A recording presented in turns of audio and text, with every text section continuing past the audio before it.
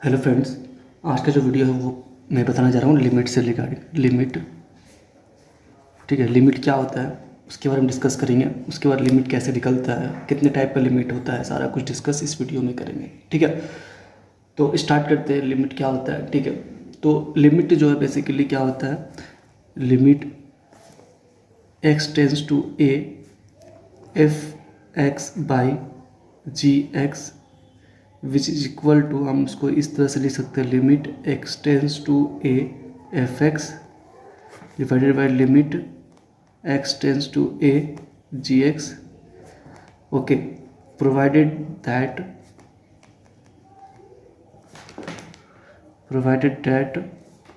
Ji X is not equal to zero. ठीक है, जी X जो है नॉट इक्वल टू ज़ीरो। ये क्या है? ये वेरी सिंपल है। मतलब इसमें जब जीरो नहीं है ये पार्ट, इसका मतलब क्या हुआ कि आराम से वैल्यू पुट करेंगे और इसका वैल्यू आ जाएगा। ठीक है, बट इंटरेस्टिंग यहाँ पर तब होता है जब जो if limit F X X tends to A which is equal to limit X tends to A G X is equal to zero. Then तब क्या होता है, then limit X tends to A F X by G X takes the form zero by zero. ये क्या बन जाता है? Zero by zero. इसका मतलब क्या होता है, विच इज अनडिफाइंड और यू कैन से दैट और मीनिंगलेस राइट।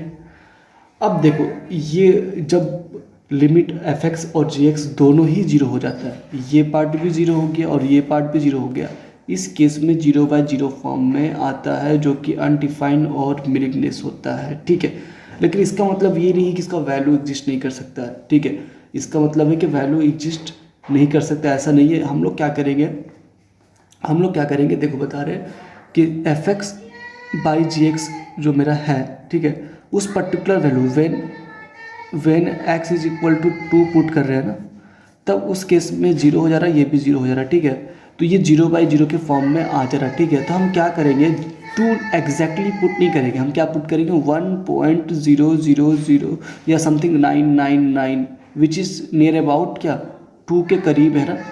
तो इस केस में क्या करेंगे, हम यहाँ पर पुट कर सकते हैं 1.99999 जो कि समथिंग लाइक टू है। ठीक है, तो हम टू पर एग्जैक्टली ना जाकर हम कहाँ जाएंगे, टू से जस्ट थोड़ा सा पीछे या थोड़ा सा आगे करके हम इसका वैल्यू निकाल सकते हैं लिमिट का। ठीक है, अब देखो एक एग्जांपल और लेते हैं रियल वर्ल्ड लाइफ से। ठीक है, अब देखो एक एग्जांपल ले सन का। ठीक है, ये मेरे पास सन है। ठीक है, सन मेरे पास है। ठीक है, अब देखो सन का जो टेम्परेचर है, जो सन का जो टेम्परेचर होता है वो पता है। ठीक है, नो, साइंटिफिक निकाल चुका है कि कितना मेरा टेम्परेचर है सन का। तो क्या वो सन के पास गया होगा, वहाँ से वो मेजरमेंट किया होगा? ऐसा तो नहीं है, वो तो जाना ही सवाल नहीं वहाँ पर, है ना।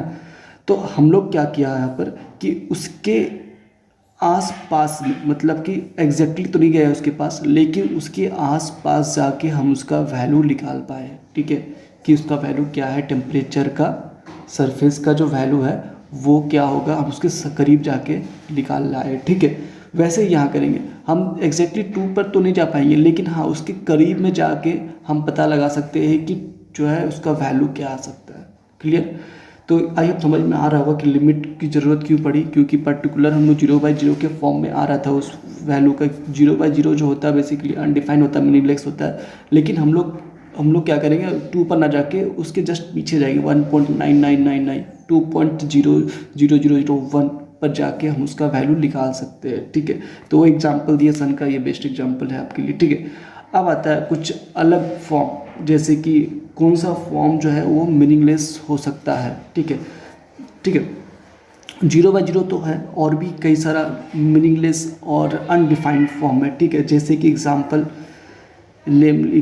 के तौर पर, एग्जाम्पल क्या ये है, ठीक है, इन्फिनिटी बाई इन्फिनिटी, ये भी मीनिंगलेस है। ठीक है, और बात किया जाए 0 इंटू इन्फिनिटी, ये भी मीनिंगलेस है। इन्फिनिटी माइनस इन्फिनिटी हो गया, 0 का पावर 0 हो गया, इन्फिनिटी का पावर 0 हो गया, एंड 1 के पावर इन्फिनिटी हो गया। ये जितना भी फॉर्म है ये सब क्या है, इनडिटर्मिनेंट फॉर्म है। और ये सब का जो वैल्यू है, मतलब ये सब जब एग्जिस्ट करेगा तो ये सब का हम लोग लिमिट निकालना है, ये सब का लिमिट निकालना है। इस फॉर्म में रहेगा तब लिमिट का वैल्यू क्या होगा, इस फॉर्म में, इस फॉर्म में, इस फॉर्म में, इस फॉर्म में।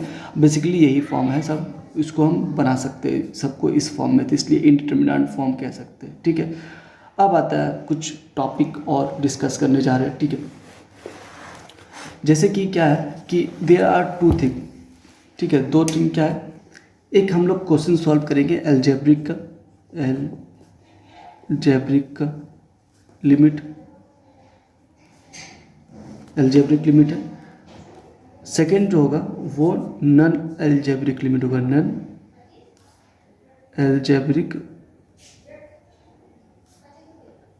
लिमिट। परफेक्ट, दो लिमिट पढ़ना है हम लोग को, एल्जेब्रिक पढ़ना है और नन एल्जेब्रिक पढ़ना है। ठीक है, एल्जेब्रिक क्या होता है, वो लिमिट मतलब वो प्रॉब्लम जो डज नॉट हैव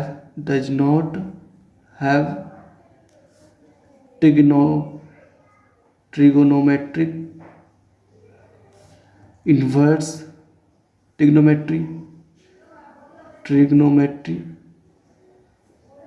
ठीक है, एक्सपोनेंशियल एंड लोगरिथमिक फंक्शन।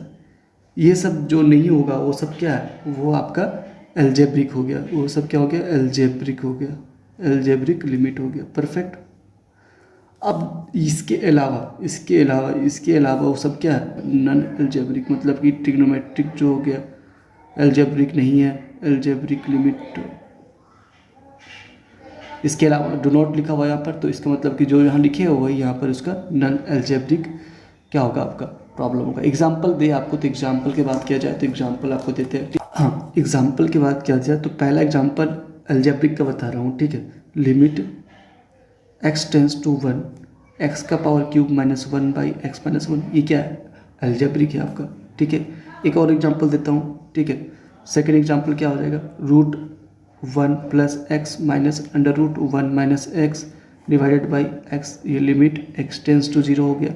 ये भी क्या है, एल्जेब्रिक है। ठीक है, नन एल्जेब्रिक की बात करें, नन एल्जेब्रिक में कौन कौन आ जाएगा, जैसे कि ट्रिग्नोमेट्री। एग्जाम्पल के तौर पर limit x tends to 0 e⁻sin x -1/x। Perfect.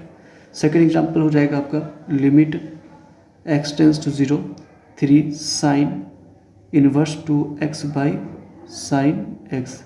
हाँ, ये सब आपका कौन सा एग्जाम्पल हो गया, नन एल्जेब्रिक एग्जाम्पल हो गया। ठीक है, अब देखिए, अब कुछ टॉपिक है जो हम लोग को पढ़ना है। कौन कौन सा टॉपिक पढ़ना है हमें, तो एल्जेब्रिक लिमिट में भी कई तरह टॉपिक है। ठीक है,